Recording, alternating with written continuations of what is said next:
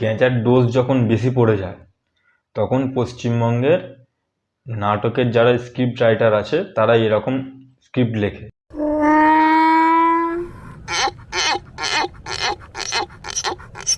মানে এতটা ডোজ বেশি হয়ে গেছে, তোমরা দেখো তীরটা যখন মারলো তখন কিন্তু রক্ত বেরোচ্ছে না, 6টা তীর গেঁথে গেছে পিঠের চালে, 6টা তীর গেঁথে গেছে তবুও কিন্তু রক্ত বেরোচ্ছে না।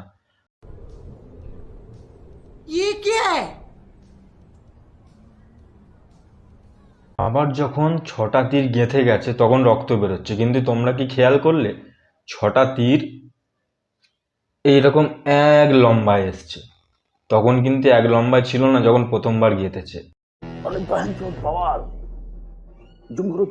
মানে এরা কোন লেভেলের গাঁজাটা খেয়ে এরা নাটকের স্ক্রিপ্টগুলো লেখে, আর পাবলিক কত বড়।